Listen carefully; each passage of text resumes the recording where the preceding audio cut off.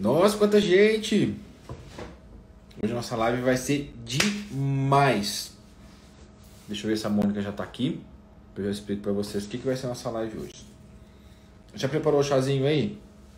Faz um chazinho aí pra acompanhar a live. Não tem coisa melhor do que, ó, tomar um chazinho enquanto faz uma live. Esse aqui que eu tô tomando hoje é um Twins, sei lá de que. Tá muito bom. Camomila. Camomila? Nossa, eu vou dormir na live.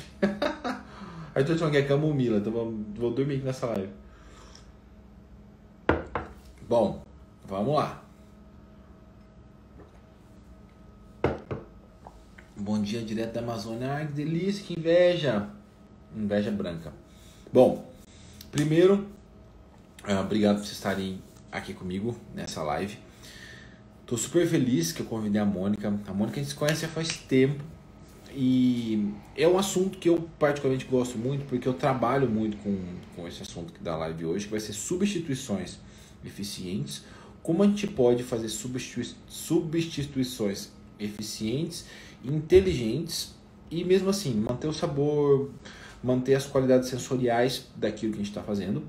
Eu, como nutricionista, eu tenho esse desafio de como trabalhar os aspectos sensoriais e nutricionais da melhor forma possível para que meu paciente consiga executar tudo aquilo que eu estou propondo. E para a gente ter um pouco mais de prazer, né? Fazer um pão gostoso, fazer um bolo gostoso. E deixa eu dar um oi para vocês aqui agora. Deixa eu ver, tem gente de Luxemburgo, tem gente de Salvador, de Recife. Gente, eu amo Luxemburgo, amo essa cidade maravilhosa. Amo Recife, amo Salvador, incrível. Deixa eu ver se a Mônica já chegou aqui, peraí. Aê, Mônica já tá aqui. Eita, aê. Suíça, que demais. Ó, já chamei a Mônica aqui, tá? Aê, bem-vinda. Tudo bem, Lu? Tudo ótimo, e você? Boa noite, tudo ótimo também. Deixa eu Então tá aqui. bom demais.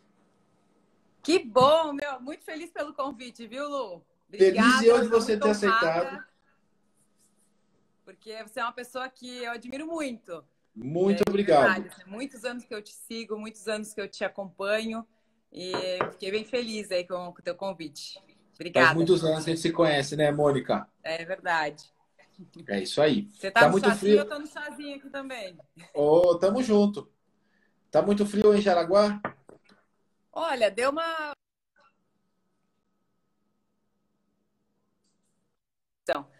Choveu um pouquinho, então deu uma esfriadinha. Ó, estão falando assim, eu pensei que fosse a Tá, Gisele. aí, Vocês viram que ela chegou tão bonita que eu já tava até arrumando o cabelo para ficar no mesmo nível, entendeu?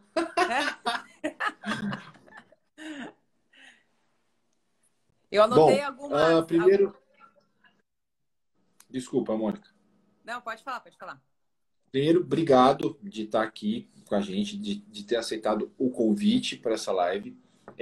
Faz tempo que eu queria te chamar para isso. As pessoas que não te conhecem vão entender por que eu convidei hoje. Você é uma pessoa muito boa no que faz. Eu adoro essas coisas. E eu te conheço já de longa data, desde aquela palestra que eu fui dar em Jaraguá, que fui ministrar em Jaraguá, acho que foi em 2013. Faz muito tempo, 2012, me lembro quando foi que a gente se conheceu. E desde então a gente vem acompanhando um trabalho do outro e a gente soma muito, porque uma coisa é eu trabalhar com meu paciente ali, promover uma série de estratégias e meu paciente ter dificuldades na execução, de não ter, às vezes, criatividade para fazer algumas coisas que a gente propõe ali na rotina do dia a dia. E eu sei que você hoje vai poder contribuir muito com isso. Então, muito obrigado por estar aqui com a gente. E vamos aí, vamos bora para cima. Legal, tem muita sinergia, né? Uma coisa com a outra. Justamente eu comecei a desenvolver receitas porque eu sempre gostei de comer bem. E eu não queria comer algo saudável que não fosse gostoso, né? E na época, a gente começou no Insta há muitos anos, né, Lu? Então eu comecei a desenvolver receitas lá há 8 anos Então, para justamente quando eu quisesse comer uma coisa saudável, eu sabia que aquilo lá tinha ficado gostoso, né? Depois de muitos testes, aí foi surgindo o Instagram. Exatamente. E eu vou começar a nossa live te fazendo uma pergunta. Quais foram os maiores desafios para você? Quais são os maiores desafios para você na culinária saudável? Os maiores desafios, bom, tudo foi muito desafiador, porque eu nunca fiz curso de culinária, né? Na verdade, eu sou formada em administração. As pessoas acham que eu sou nutricionista, ou enfim, mas na verdade eu faço isso por paixão mesmo. Me descobri dentro da culinária saudável. Então, no início, Lu, a cada 10 receitas, uma ficava mais ou menos, uma ficava comestível. Então, eu fiz muito teste para poder entender, né, o que funcionava, o que dava certo. E eu acho que o melhor que a gente tem a fazer é colocar a mão na massa mesmo. Não ter medo de testar, de tentar. E tudo a gente consegue substituir.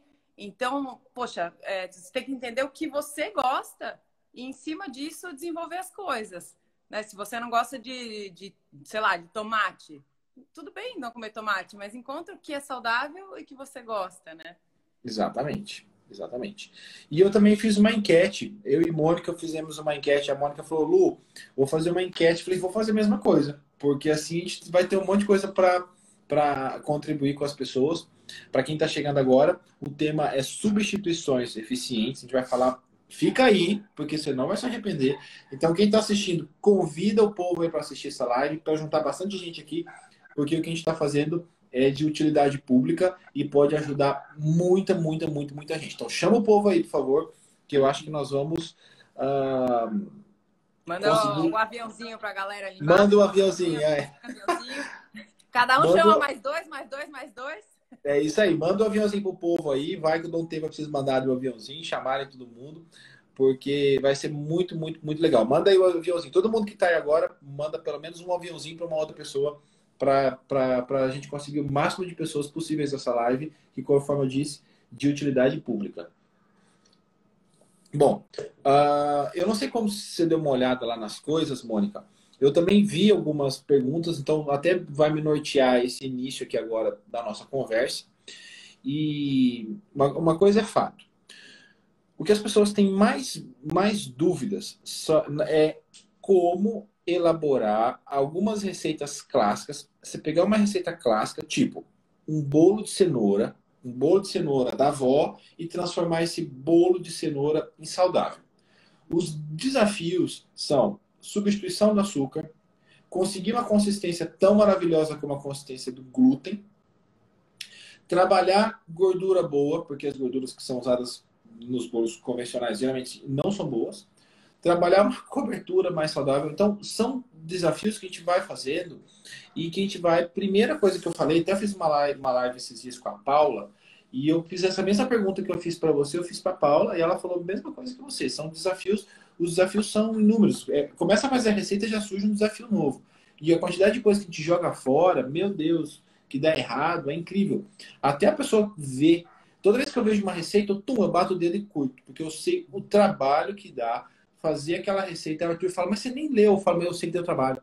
Aí eu vou lá, pá, bate o dedo, porque eu sei o trabalho que deu de fazer aquilo, de executar aquela receita e tá aí compartilhando com todo mundo. Por isso que o seu trabalho é um trabalho muito nobre. Imagina as horas que você fica aí até uma coisa dar certo, porque a pessoa imagina que o momento é aquele que você está ali fazendo e compartilhando. Não, até chegar naquilo ali, nossa, foi muito chão.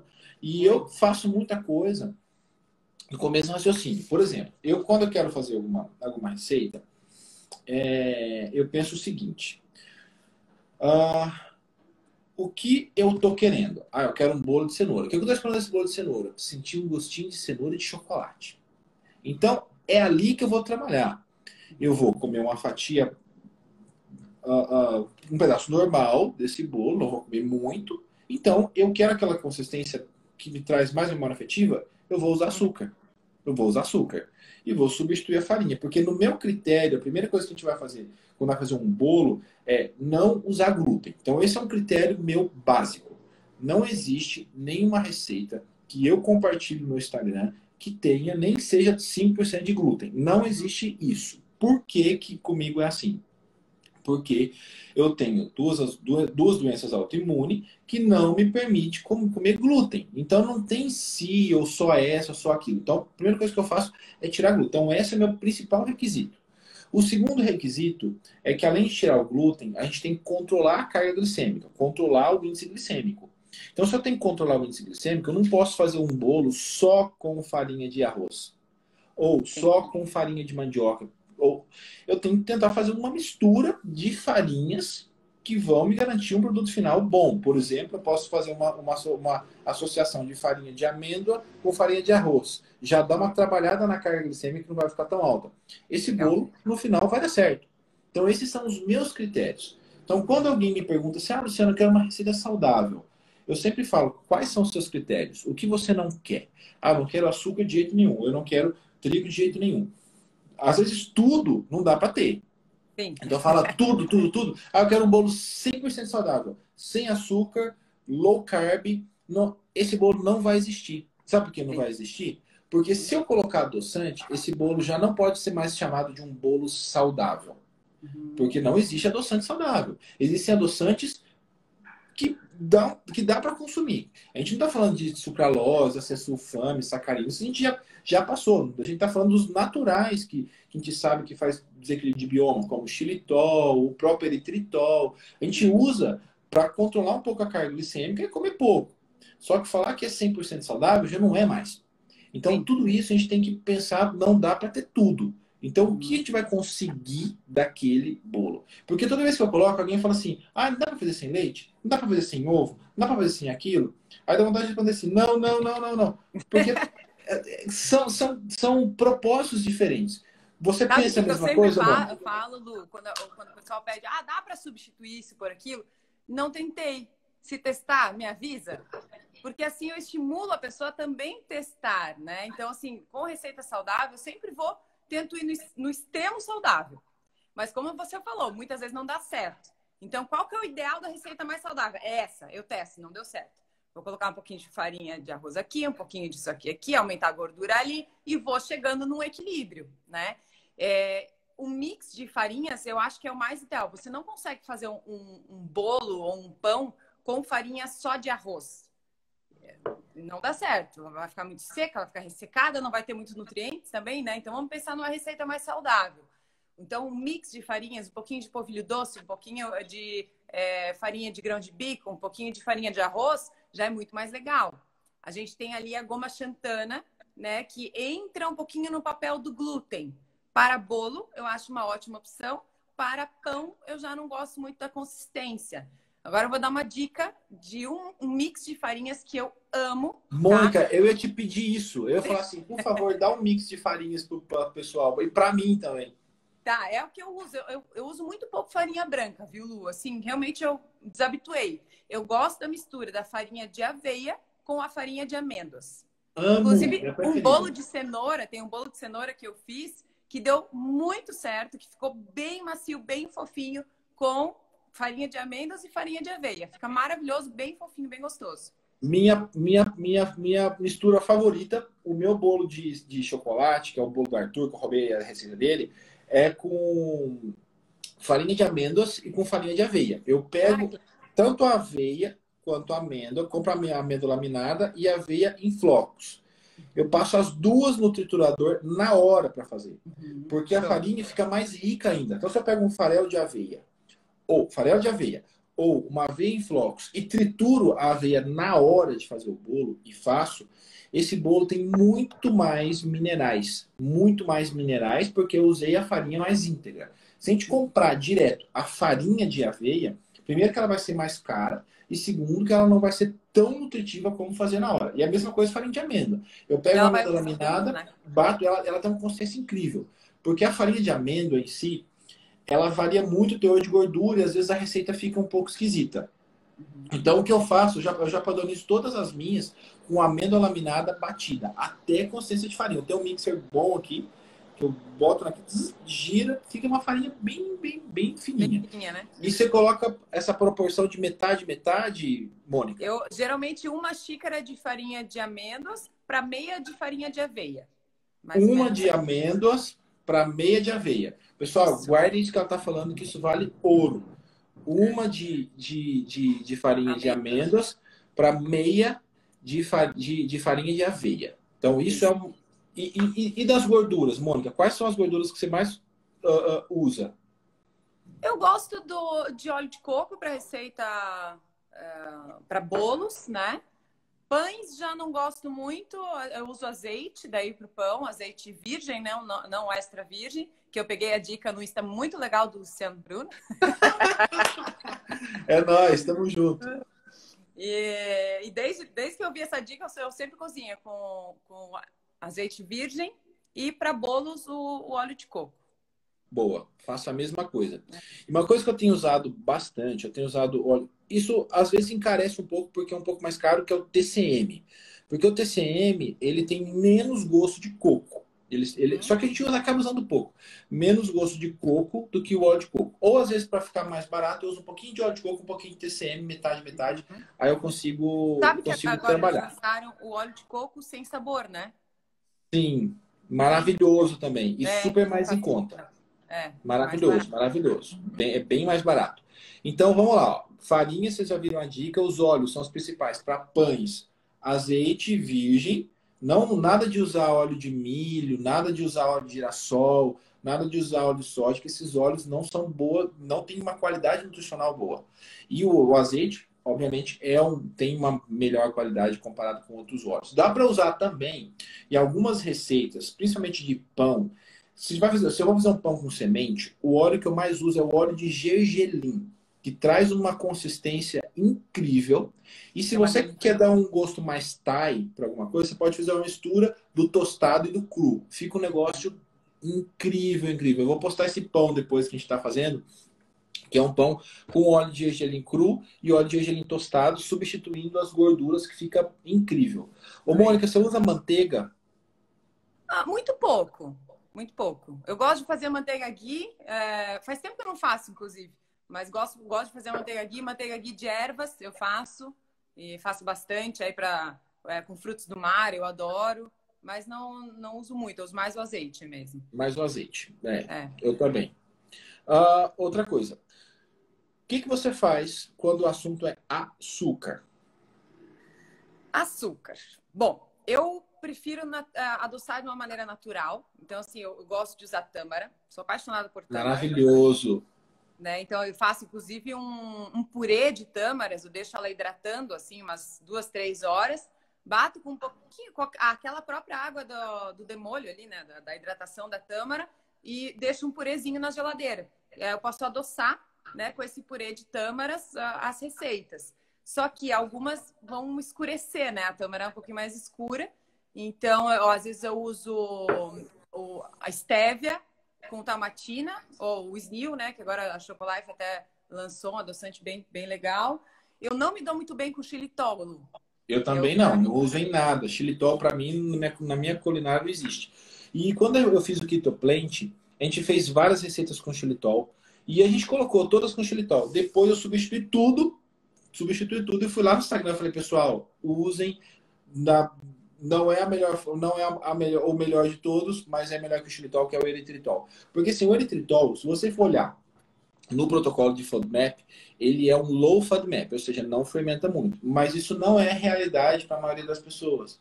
Então, grande parte das pessoas que eu atendo, inclusive eu tenho essa complicação, o eritritol, ele me causa distensão abdominal. E a Mônica falou assim, Lu, não me dou muito bem com xilitol. O que não me dá muito bem?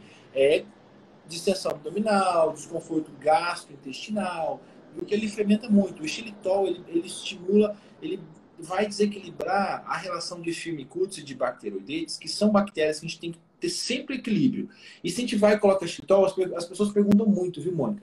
Por que não usar xilitol? Por que não usar xilitol? Porque o xilitol, ele é um grande disruptor de microbiota intestinal, um desregulador, melhor palavra, um desregulador do nosso microbioma intestinal. Então é algo que a gente não tem usado muito, as empresas estão cada vez mais tirando o xilitol de ingredientes comuns que antes eram usados. Antes tinha whey com xilitol, não sei o que com o xilitol, eles estão tirando tudo. Lançou o xilitol, meu Deus, foi a solução, né? A solução! Mônica, tem vídeo meu antigo falando, gente, xilitol, nossa, tô usando, tô adorando. Não, não dá certo, não dá. E na época, você lembra? A gente, meu Deus, salvou nossa vida. Que maravilha, agora a gente vai cozinhar, vai... Aquelas coisas ficavam maravilhosas, mas infelizmente não dá para usar xilitol, infelizmente. E uma coisa interessante que você falou, que usa talmatina. A talmatina, pessoal, é um aminoácido com poder edulcorante, com poder de adoçar muito alto. Então, ele é um aminoácido muito, muito mega doce, tá? E que a gente pode usar. E qual que é a vantagem da talmatina? Ela não vai estimular receptores que alguns adoçantes costumam estimular. Então, essa combinação que a Mônica faz de usar talmatina e usar estévia é muito inteligente. Porque é uma forma de usar 2 adoçantes ali e vai trazer o mínimo de malefício possível. Eu gosto de fazer assim, Mônica. Toda vez que eu vou fazer uma receita, eu tento usar o mínimo possível de açúcar. Deixa eu explicar uma coisa para todo mundo, que isso é muito importante. O açúcar nas receitas, ela não é só para adoçar. O açúcar na receita é para dar corpo. Então não dá para tirar o açúcar e substituir por uma colherinha de estévia, entendeu? Porque o açúcar, ele faz parte da matriz tridimensional, então ele vai formar ponte de hidrogênio, vai formar ligação, um monte de ligações ali que vai deixar aquela massa na consistência de massa, por exemplo. Então se eu tiro o açúcar, a massa vai ficar solada, vai ficar dura, vai ficar sem conseguir aerar, não fica uma boa coisa. Então o açúcar, ele é um agente de corpo. Aí o que aconteceu? Apareceu algumas outras coisas, que são outros agentes de corpo, como o maltitol, tá? E como o xilitol. Eles também são agentes de corpo, só que são agentes de corpo que causam desequilíbrio de bioma. Então, o que eu sempre tenho em mente? Vou usar o mínimo possível de açúcar até essa receita dar certo. Então, olha o raciocínio, gente. Eu vou fazer um bolo, eu vou chegar no mínimo possível. São 2 xícaras, eu vou tentar fazer com meia. Será que vai dar certo? Vou colocar meia de açúcar e vou colocar um pouquinho mais da farinha XY. Aí eu consegui aquela receita, aí eu vou me preocupar com o dulçor. Aí eu posso usar alguma coisa para adoçar. Aí eu posso colocar umas gotinhas, umas gotinhas de estévia, ou posso colocar um pouquinho da talmatina, entendeu? Que são adoçantes em pó. Mas não são agentes de corpo, não vão influenciar na consistência da massa, mas vão influenciar diretamente no dulçor. Então, são 2 coisas distintas, tá? Corpo e dulçor. Primeiro a gente chega no corpo da massa. Depois a gente chega no dulçor. Então, é assim o nosso raciocínio. E sei que a Mônica também faz algo do tipo que eu vejo ela se aventurando ali. Sim, com certeza. Às vezes, né, Lu, o pessoal fica, vou tirar 100% o açúcar. Vou tirar todo o açúcar da alimentação. Só que naquela receita, né? E depois você não consegue manter esse equilíbrio do dia a dia. Então, assim, você também não vai comer o bolo inteiro, né? Então não tem problema também de colocar um pouquinho, ou açúcar mascavo, ou açúcar de coco, ou demerara. Só não refinado, né? Só não refinado e cristal, pelo amor de Deus. Aí também chuta o pau da barraca, né? Coloca né, Mônica? Só para ajudar na estrutura, de repente pega por exemplo, a própria banana, né? Sabe aquela banana passada? A banana que já tá com um pontinho preto ali? Essa é a melhor para fazer doce. Aquela que tá com a casca preta mesmo. Essa mesmo. Eu tô com uma aqui que eu vou fazer bolo amanhã já. Descer ela amadurecer. Muito bom. Muito bom. Então, assim, é uma forma natural de adoçar. Então, por exemplo, você usa uma banana, além dela ser, ela tem que ser muito, ser muito, muito, muito madura mesmo. Igual a Mônica falou, preta. Porque ela vai ser um agente de corpo e, ao mesmo tempo, vai ter o dulçor. Pronto, tá resolvido. Então, qual que é o raciocínio? Eu não vou comer metade do bolo. Eu não vou comer um bolo inteiro. Eu vou comer uma fatia. Nessa uma fatia, como o índice glicêmico ele é medido pela carga, ou seja, a carga é o índice pela quantidade. Se eu comer uma fatia desse bolo, não vai trazer problema. Não vai trazer problema. Mas eu tenho diabetes descontrolado. Uma outra história. A gente está falando uma outra história. Mas para a maioria das pessoas que não tem diabetes ou que está descontrolado, não existe problema em comer um pedaço de bolo com açúcar. Aí às vezes eu posso falar, mas o seu bolo tem açúcar. Eu falo, claro que tem. Senão não seria bolo. Ah, mas ou às vezes a gente vai comprar alguma coisa, às vezes eu fico um pouco incomodado quando eu compro um bolo saudável e esse bolo tem 4 tipos de goma, tá? Tem goma guar, tem carragena, tem goma xantana, e aí vai começa goma, goma, goma, goma. As gomas em excesso não é interessante. Então, o que as pessoas precisam entender, por favor, pessoal, vocês que estão aí nos ouvindo, a gente não é vantajoso eu tirar o açúcar e colocar 3, 4 gomas. Vai ter menos caloria? Vai. Mas isso vai causar um desequilíbrio de bioma, vai inflamar tanto quanto, só que por outras vias inflamatórias. O que a gente tem são vias alternativas para inflamar. Então, o que a gente tem que pensar é comer pouco, aprender a comer pouco para aprender a usar uma quantidade pequena de açúcar dentro de uma porção. Vai adaptando o Certo? paladar, né? Claro que não é de um dia para o outro, mas você vai tirando, vai tirando, vai tirando. Experimenta ficar uma semana sem nada de doce. Você vai comer uma manga no 8º dia, você, nossa senhora, manga doce pra caramba.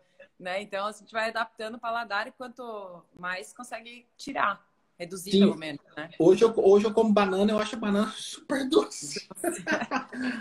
Super, né?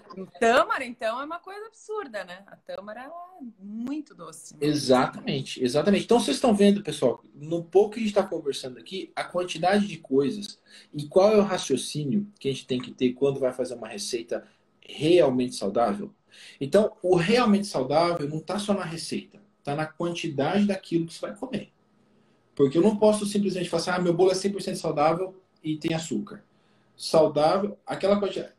O raciocínio é, aquela quantidade de açúcar que existe no meu bolo, se você comer uma fatia, não vai te trazer problema nenhum. Ponto.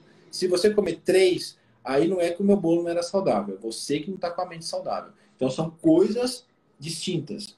E a gente tem que quebrar isso, porque a gente vê muito produto de má qualidade sendo vendido. Né? Tira o açúcar, mas coloca farinhas de índice Uma glicêmico lista desse tamanho de ingrediente, né? nossa, uma lista de ingredientes que você fala, Jesus Cristo, eu não consigo consumir. Então, perguntando aí, eu vi já várias pessoas falando do mel. O mel também é um agente dulçor, auxilia sim como agente de corpo, mas o açúcar ainda é melhor para isso. Eu gosto do mel, mas só para finalizar. O mel não deve ser Isso. aquecido, né? Então, só aquele fiozinho só para dar um sabor, mas sim, com determinadas receitas. Sim. Mel, ele não pode ser usado como agente de corpo único. Então, o mel, conforme você disse, ou ele é para finalizar ou ele é para complementar. Mas o mel não substitui açúcar de uma receita. Certo, pessoal? Bom, Mônica, eu tenho umas perguntas aqui, quer ver? Deixa eu mostrar aqui para você. Você está enxergando aí? Tô. Tá, deixa eu chegar. Tem uma pergunta aqui, ó. Pão de queijo de polvilho pão de queijo de tapioca e polvilho. Muito provavelmente essa pergunta ela está relacionada com o índice glicêmico. É muito difícil, pessoal, trabalhar. Foi ótimo esse assunto. Trabalhar pão de queijo, porque a grande preocupação do pão de queijo é usar farinha de índice glicêmico baixo. Eu já digo a vocês que não dá certo. Pão de queijo tem que ter polvilho. Porque se não tiver polvilho, a gente não consegue uma consistência adequada. Mônica. A dica para o pão de queijo é colocar uma chiazinha dentro. Coloca chia, uma linhaça, um gergelim, né? Eu geralmente faço a mistura entre polvilho doce e polvilho azedo, mas assim, é farinha branca, né, gente? Não tem muito para onde correr. Então, usar a mistura dos dois, porque o polvilho doce, ele vai dar o... Tá travando aí, gente? Tá...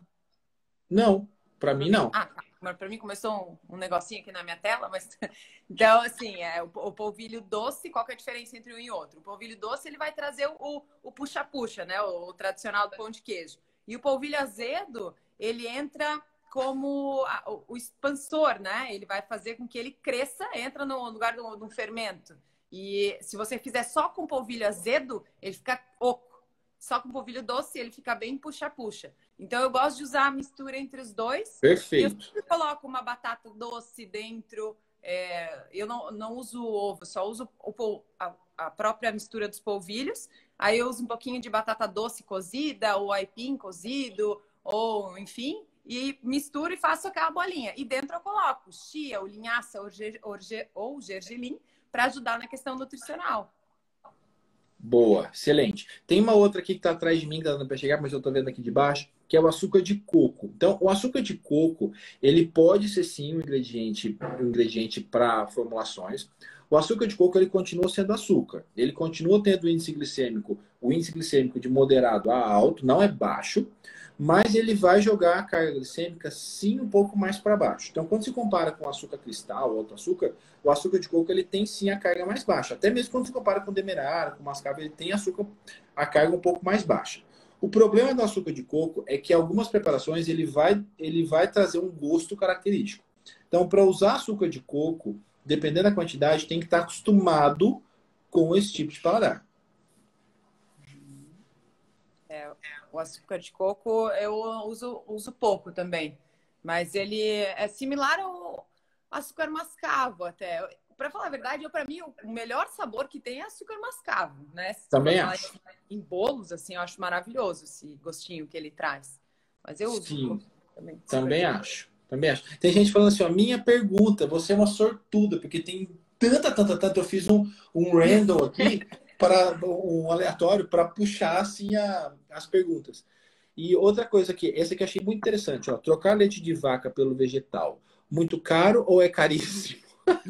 É mais barato, sabe por quê? Fazer leite de aveia é a coisa mais barata que existe.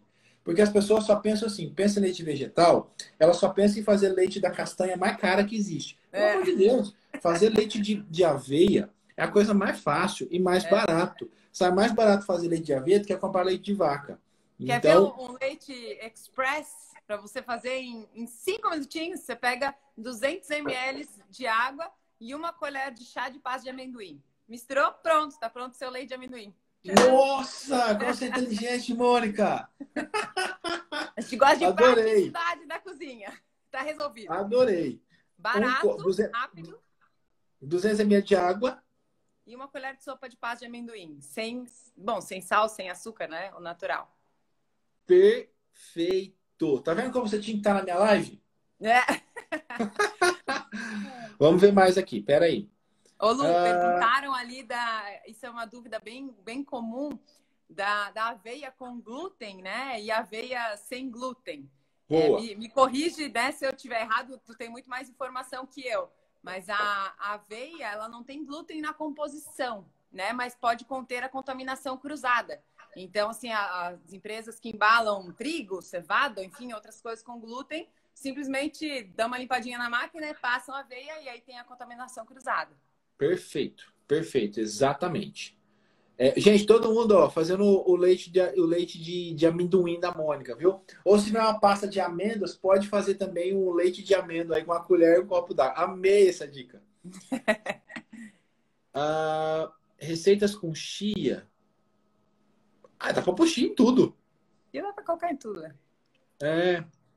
A chia Como dá pra deixar deixar até um gelzinho pronto na geladeira, deixa hidratando na geladeira, faz aquele pudim de chia com aveia, delicioso, 200 ml de leite vegetal, com uma colher de sopa de aveia, uma colher de sopa de chia, dá uma estouradinha, deixa reservado ali, vai virar um mingauzinho. Aí você coloca manga, uns pedacinhos de morango. Oi? Aí coloca uns pedacinhos de morango, nibs de cacau. Tá pronto, lanchinho super saudável. Virou uma super sobremesa. Mônica, me ajuda aqui, ó. Como deixar o bolo fofinho, sem farinha de trigo, sem leite e sem ovo? Tá. Farinha de trigo é aquele mix de farinhas, gente. Assim, enquanto sempre não usa uma farinha só. Não vai dar certo só com polvilho doce, só com polvilho azedo. Como eu falei, né? Eu gosto muito da mistura entre a farinha de amêndoas e de aveia. Né? Então, essa para mim é a mistura perfeita. Dá para colocar um polvilho ali no meio, farinha de grão de bico também. Ovo, eu uso a própria banana, ela faz meio o papel do ovo, né? Em algumas receitas, você pode substituir. Dá para usar o gel de chia. O que é o gel de chia? Uma colher de sopa de chia e uma colher ou 2 colheres de sopa de água. Você deixa hidratando, vira um gelzinho, né? Então, ele ajuda também na consistência. Perfeito, ótimo. Deixa eu ver aqui mais aqui. Eu tô fazendo um random aqui, tá? Farinhas para... Isso aqui você já falou. Queijo vegano. Eu recebi muitas perguntas, Lu. Como substituir o pão? Como substituir pão? Boa. Como substituir pão? A gente tem muito... É muito cultural, né? Então, às vezes, a gente tem que tirar essa crença que tem que acordar e comer um pão com requeijão, comer um pão com manteiga. Tem tanta variedade, tem tanta coisa legal que a gente pode agregar no nosso dia a dia, né? E tem uma receitinha, vou dar uma dica para vocês. Gente, tem muita receita no meu Insta, tá? Mas tem uma que eu faço sempre, assim, adoro, que é a aveioca multigrãos. Então, ao invés de usar a tapioca, a gente usa a aveia, né? Que é muito mais nutritiva. Pega uma frigideira, dá uma untada, uma frigideira boa, unta e espalha a aveia, um pouquinho de água. Faz uma papinha de água com a aveia e cobre. E coloca um pouquinho de grãos. Ou chia, ou linhaça, ou semente de girassol, semente de abóbora. E aí você recheia ou não, né? Você pode rechear com um ovinho mexido, um tofu, uma banana com pasta de amendoim. Ao invés de ser a tapioca, uma aveioca muito mais saudável. Então, Adorei. Encontrar o que, né? Opções diferentes para substituir o pão. Não necessariamente precisa ter o pão, né? Sim, sim. E também a gente tem várias outras coisas, né? Para quem gosta de comer uma fonte de carboidrato, a gente tem tanta raiz que pode comer de manhã. E eu nunca estabeleço assim, tem que comer X carboidratos de manhã. Eu sempre mudo. Tem dia que eu não faço café da manhã, tem dia que eu como carbo, dia que eu não como, dia que faço um pão low carb, dia que faço um pão com uma carga glicêmica um pouco maior. É assim que a gente tem que fazer. E não só como tirar o pão. Então, não é como tirar o pão. É como mudar sempre. Como usar a criatividade para mudar sempre e não fazer uma dieta, uma alimentação muito monótona. Proteína. Eita, peraí. Substituição de açúcar, farinha de trigo. Substituição de açúcar, acho que a gente falou, né, Mônica? Sim. Nossa. Ó, tem uma aquilo, como variar a proteína no café da manhã, não sendo tofu ou ovo. Peraí que eu vou tirar essa coisa aqui.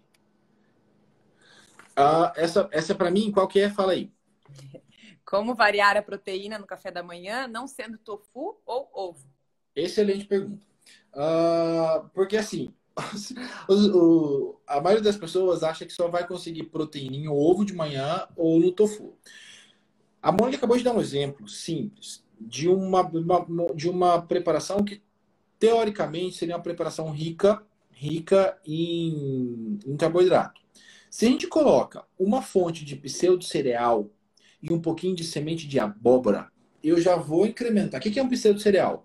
Pode ser amaranto, pode ser quinoa, pode ser trigo sarraceno. Todos eles têm flocos. Então, você compra amaranto em flocos, quinoa em flocos. Eu posso colocar nessa mistura. E, além disso, eu posso colocar semente de abóbora, que tem uma qualidade proteica excelente. E aí, o que a gente faz? Como a semente de abóbora ela tem uma qualidade proteica excelente, o que eu tenho que pensar é o que eu vou combinar. Então, faço essa preparação. Eu posso, por exemplo, fazer um shake em que eu tenha proteína vegetal, ou eu posso usar ingredientes de proteína vegetal para aqueles que querem, mas eu quero mais proteína, eu quero uma refeição no café da manhã, por exemplo, com 16 gramas de proteína. Eu não vou conseguir fazer isso usando só pseudo-cereal. Então, muitas vezes a gente coloca numa mistura um pouquinho de proteína vegetal, proteína de arroz, proteína de ervilha, proteína de semente de abóbora. Hoje existem módulos de proteína sem sabor de tudo que vocês imaginarem, conforme eu disse, de semente de abóbora, de arroz, de ervilha, que eles também são ingredientes. Então, as pessoas que querem usar proteínas alternativas têm que aprender a usar as proteínas também como ingrediente. Então, a gente tem que ter em casa alguns módulos, potes, de proteínas vegetais sem sabor, para a gente complementar. Porque dá para fazer refeições sem essa proteína, sem ovo, sem tofu, e que a gente consiga 6, 8, 10 gramas. Por exemplo, na espirulina tem 70, 80% de proteína. Se eu uso 5 gramas de espirulina, aquela espirulina que eu sempre uso aqui, que é aquela espirulina flocada, ela não tem gosto. Se eu faço uma preparação e coloco uma colher de sobremesa de espirulina, eu já consegui 5 gramas de proteína. para pelo menos 5 gramas de proteína. E aí a gente vai complementando. Vou colocar uma fonte vegetal. Que preparação eu vou fazer? Ah, eu quero fazer um iogurte, eu quero comer com iogurte, põe um pouquinho de proteína vegetal. Ah, eu quero fazer um pão. Eu coloco um pão e faço um hummus. Eu faço um tahine. Então são É coisas, hummus maravilhoso, tem uma, né? que vai complementando a proteína. Então, quando eu mostrei que eu estava fazendo aquela semana Keto Plant, que não via fonte vegetal nenhuma, as pessoas sempre me falavam, nossa, Luciano, estou encantado de ver como você está conseguindo complementar proteínas com fontes vegetais. Porque a gente tem esse raciocínio engessado. Se tirar ovo, se tirar tofu, acabou a proteína de manhã. Ah, eu vou ter que comer frango desfiado. Não, não vai ter que comer frango desfiado. Você vai ter que ter criatividade para fazer preparações usando ingredientes proteicos. E existem ingredientes proteicos muito fáceis hoje no mercado. Proteína de amêndoa, proteína de amendoim, proteína de abóbora, proteína de arroz, proteína de ervilha, todos com uma qualidade sensacional e que pode ser usada como ingrediente. Então o raciocínio é como usar essas proteínas como ingredientes. O que eu vou fazer? Vou fazer um shake? Vou fazer uma preparação salgada? Ah, eu quero fazer uma panqueca. Quero fazer uma panqueca. A Mônica falou. A gente pode fazer um gel de chia, a gente pode usar um leite vegetal, a gente pode usar um farelo de aveia.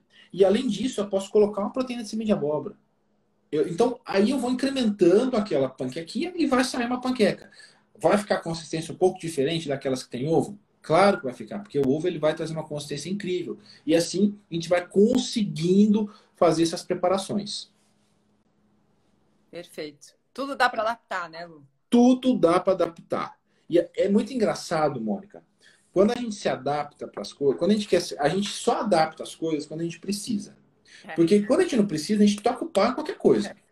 A gente só adapta quando a gente, por exemplo, eu tive uma doença autoimune e precisei controlar a resposta inflamatória. Adapta. Eu tenho Aí dá um diabetes. jeito. Adapta. Tem não sei o que, adapta. Quer emagrecer? Adapta. Então, as pessoas em si, elas deveriam sempre olhar para a comida com uma outra, com outros valores, entendeu? Não com os valores de adaptar, mas sim como trabalhar aquela preparação o mais saudável possível. Como nutrir, né? Exatamente. Eu sempre tento Posso? fazer isso assim nas receitas e no dia a dia mesmo. Como que eu posso agregar valor nutricional dentro daquela refeição? Né? E Isso. sempre variar. Então, uma coisa que eu tenho usado bastante, Lu, é o painço. Maravilhoso, Eu acho maravilhoso. incrível também, é muito rico em proteína, né? E é uma coisa Maravilhoso. fácil para fazer, gente. Painço é assim, 5 minutos você faz um prato. Ele cozinha em 3 minutos, muito rápido.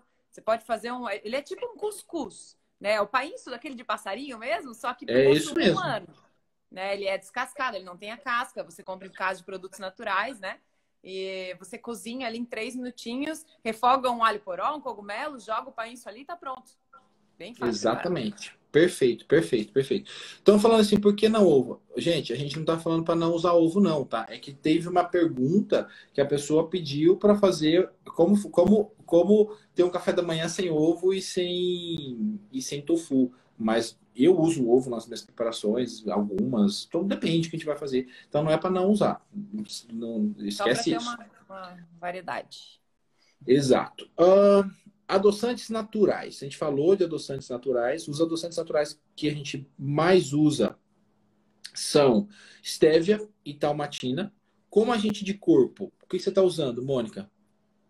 O açúcar mascavo, geralmente. Açúcar mascavo, eu também. Então, estamos sintonizadíssimos. Mesma coisa. Não uso nenhum adoçante como agente de corpo. Não uso xilitol, nada disso. O que você tem de pergunta mais aí, Mônica? O pessoal mandou. Acabaram de fazer uma pergunta aqui, que também é bem recorrente no meu Insta, sobre low carb, né? Então, assim, a galera entra meio em pânico, né? Com low carb, porque, mas isso não é low carb, mas pera, o que é low carb para você, né? Não é no carb, é low carb. Então, eu acho que tem uma diferença aí, né, Lu? Tipo, se o painço é low carb. Então, eu acredito que Sim. dá sim para incluir numa dieta low carb, dependendo da quantidade de carbo que você vai consumir no dia, né? Exatamente. A dieta low carb, conforme a Mônica falou, não é sem carboidrato. A gente pode consumir até algumas coisas com açúcar na receita dentro de uma dieta low carb. Luciano Bruno, você tá doido? Não. Sabe qual é? É a quantidade. Então, se eu faço um bolo que vai me render 12 pedaços, eu faço esse bolo render 16 e vou comer um pedaço menor. E no final, a quantidade de açúcar vai ser pequena. Então, dentro daquela refeição, daquele dia, aquele pedacinho de bolo entrou dentro de um low. Então, tira esse raciocínio que a receita, isso é muito importante, pessoal. Isso que eu estou falando para vocês é o mais importante de tudo.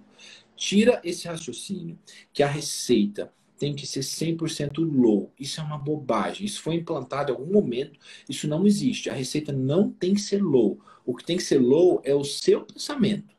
O que tem que ser low é a quantidade que você vai comer. Low é baixo. O que tem que ser baixo é a quantidade que você vai comer. Porque senão não vai ter muita receita saudável 100% low carb. Não tem. Eu trabalho com isso, Mônica trabalha com isso. Então a gente dá os pulos para ter o mínimo possível de açúcar, o mínimo possível de leite, sei lá eu, do que ou de ovo, sei lá, que a gente vai usar. Mas o que a gente tem que ter em mente não é estou procurando a receita perfeita que seja uma receita low carb. Não. Aprenda a comer pouco. É aquela velha frase que eu sempre falo aqui para vocês. Quem come pouco, come de tudo um pouco. Então, se a gente aprender a comer pouco, a receita não, o seu dia passa a ser low carb. Então as pessoas erram muito porque elas querem fazer, vou fazer uma dieta uma receita low carb para comer 3, 4 pedaços. Isso está errado. Então não é uma educação nutricional, não é saudável eu ter uma mente que só vai se satisfazer, porque isso é satisfação aqui, ó. Uma mente que só vai se satisfazer com 4 pedaços. Então, o negócio não é começar fazendo low carb. O negócio é começar aprendendo a comer um. Mas eu não dou conta. Então, não come. Então, assim, a gente tem que... A gente muitas vezes faz algumas exclusões, substituições, até aprender a comer pouco. E uma vez que a gente consegue fazer isso, essa coisa de estou procurando algo low carb vai acabar. Estou procurando algo, o raciocínio é com a menor quantidade possível de açúcar e que o gosto continue bom. Eu posso passar uma receita para todo mundo agora, com 0 açúcar, mas que ninguém vai conseguir comer, de tão ruim que vai ficar. Então, se olhar para aquilo, se você está olhando um bolo com uma cobertura de chocolate, você está esperando algo docinho, aquela coisa aconchegante, aquela coisa, aquela memória afetiva. Você não está esperando comer um negócio duro, esfarinhando, com gosto de nada.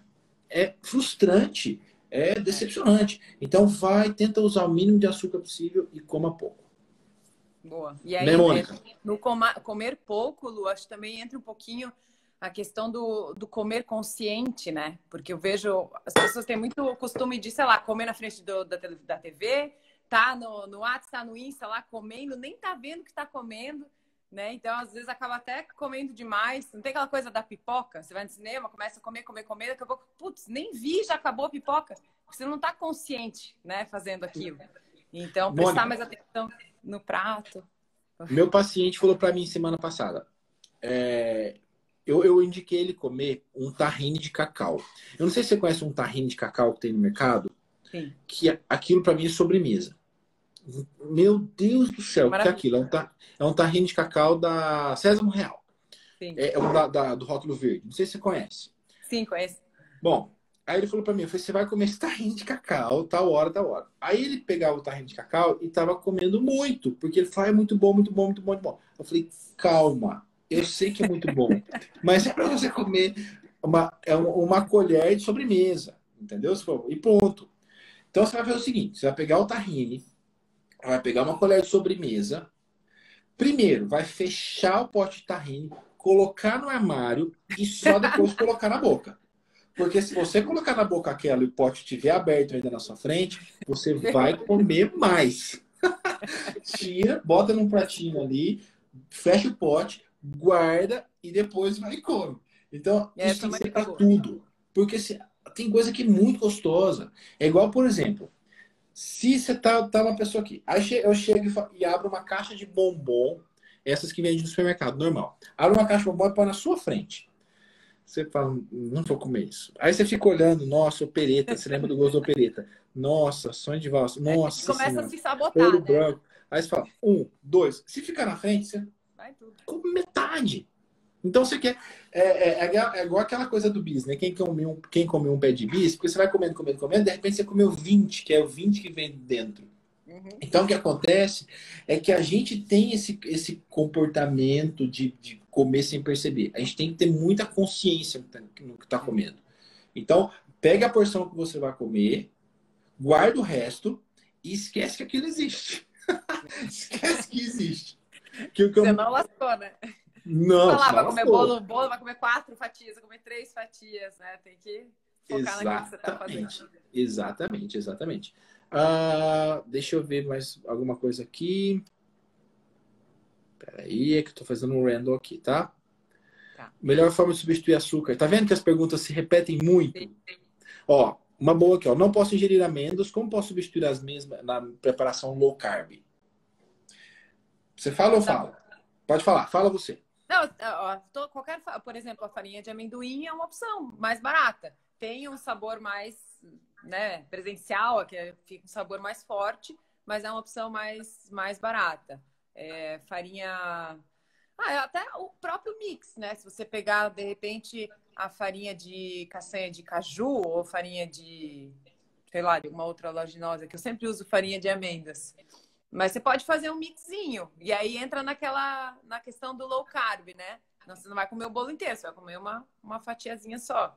Exatamente. E no caso dela, se tenha provavelmente hipersensibilidade à amêndoa, vai ter a todas as oleaginosas, muito provavelmente. Depende, cada um é cada um. Só que amendoim não é oleaginosa, amendoim é feijão. Amendoim vem dentro de uma baguinha, entendeu? É uma leguminosa, é igual a feijão, é da família do feijão. Não é da família das oleaginosas, que é castanha, castanha do caju, castanha do pará, amêndoa, macadâmia, noz pecan. Isso é outra coisa. Amendoim é da família do feijão. É uma leguminosa. Então, quem está fazendo controle de lectina, que tem inflamação, que controla mais a ingestão de amendoim também é leguminosa. Aí, muitas vezes, por isso que a gente fala muito de amêndoas e coisas desse tipo. A farinha de coco é low carb, né? A farinha de coco dá para Sim, substituir. Porém, vai ficar com gosto de coco, né? Ela é bem vai ficar com presente gosto de também. coco. Então, assim, Ela é você sabe na hora bem o ingrediente que característica, está né? ali. Não dá para. Não é igual a farinha de arroz, a farinha de aveia, por exemplo. Eu amo a farinha de aveia, porque não tem residual, auxilia na consistência. É a melhor farinha para fazer essas brincadeirinhas que a gente faz aí na cozinha. Eu Gente, gosto. quanta gente! Meu Deus, tá cheio de gente! Adorei isso! Vamos lá, deixa eu ver o que mais tem. Como substitui o ovo? Chia. Oh, nossa, as duas perguntas, uma da mesma pessoa. Chia substitui o ovo de forma eficiente? De forma eficiente, igualzinho, não. Mas vai trazer uma consistência parecida em algumas receitas. É até teste. Teste. Não tenha medo de testar. Você vai chegar Você pode pegar uma receita com ovo e tentar adaptar usando o ovo de chia, né? Que falam que é o gel, tanto com a chia quanto com a linhaça. O gel de chia. Uma coisa muito bacana, Lu, esqueci de falar completamente, que eu amo, é a biomassa. A biomassa Boa. ajuda muito na consistência. Uhum. Ajuda muito. O problema da biomassa para algumas pessoas é a distensão abdominal. Muita gente tem distensão abdominal com biomassa. Eu tenho. Eu, por exemplo, tenho. Muita. Então, tem gente que ama, que não vive sem, e outras pessoas que não podem nem passar perto. Eu sou da turma que não pode passar perto. Porque biomassa, para mim, me distende muito. Por causa dos oligosacarídeos que tem ali. São muitos oligosacarídeos que fermentam muito. E, então, às vezes, a biomassa, eu prefiro usar a banana do que a própria biomassa. Mas, ó, isso é muito bom você falar, Mônica. Biomassa e banana. Se eu usar biomassa, o índice glicêmico vai ser menor, tá? Mas se eu usar banana, o desconforto gastrointestinal vai ser menor. Aí eu pergunto ao paciente, o que você quer? Soltar pum ou emagrecer? E aí é uma escolha, entendeu? É uma escolha. Entende isso? Se você usa biomassa e come um pedacinho pequeno, uma porção pequena, não vai trazer problema nenhum. Mas é engraçado, eu não sabia, que bom saber disso. Ver o que tem mais de perguntinhas. Vamos ver. Receita. Tá vendo? Todo mundo se preocupa com a tal da receita low carb. não é, de novo, não é a receita que sem low carb, é o nosso pensamento, né? O que usar no lugar dos adoçantes? Açúcar e comer pouco. Boa. Tá vendo? Todo mundo tem dúvida nisso. Substituir ovo, substituir açúcar. Eu acho que a gente respondeu a maioria das perguntas, né, Mônica? Alguma Sim. coisa importante aí que você Lu, recebeu? posso tirar uma dúvida minha? Tem uma coisa que eu Claro, meu sempre Deus! tenho muita dúvida. Sobre a água. Qual é a melhor água para se beber? Para se Água beber. alcalina, água não alcalina, água de filtro é bacana, ou tem alguma água... Qual que você usa? Tá, eu uso água de filtro de carvão ativado, tá? Que tem o pH mais alcalino.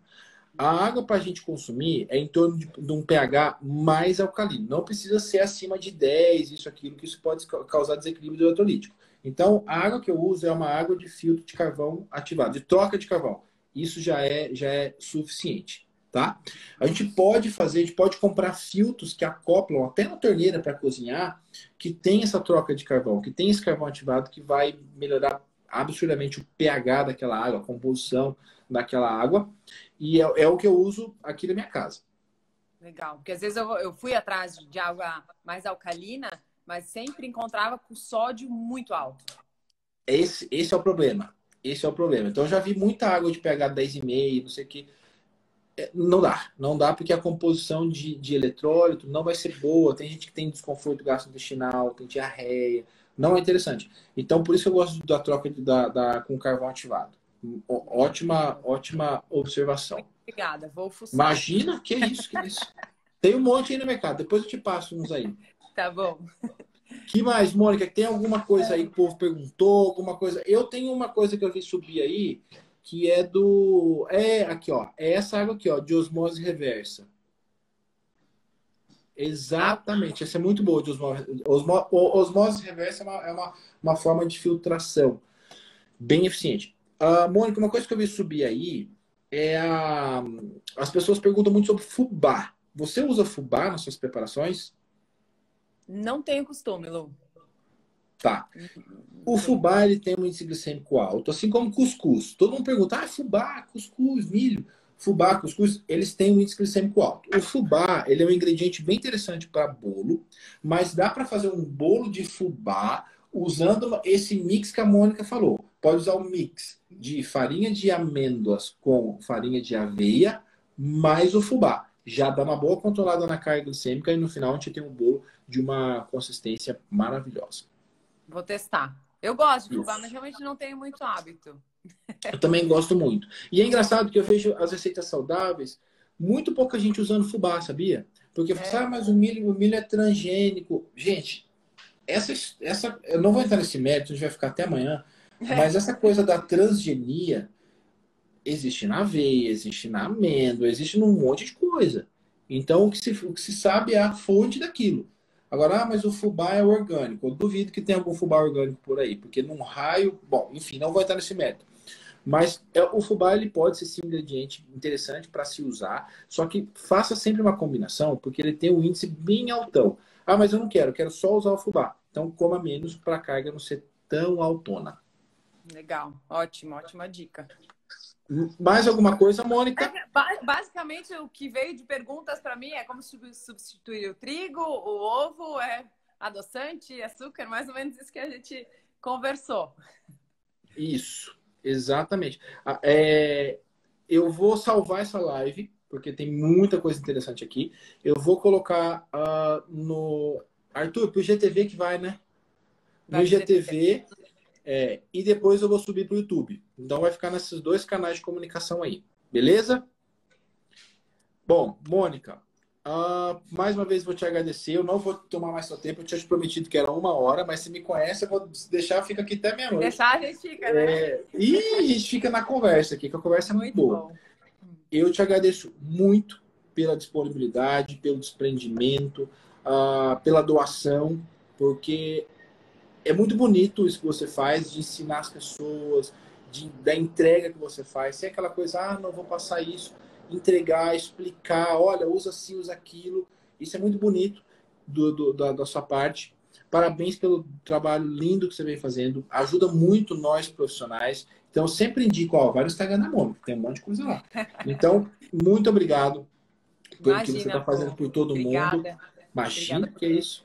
Eu que agradeço Obrigada por mil o convite. vezes. Adorei bater esse papo aqui contigo. Realmente, como tu falou, né? Se deixar a gente vai, porque tem assunto até, Não né? acaba. Não Não acaba. acaba. Não acaba. Depois eu vou te mandar a receitinha daquele bolo de cenoura que ficou muito boa.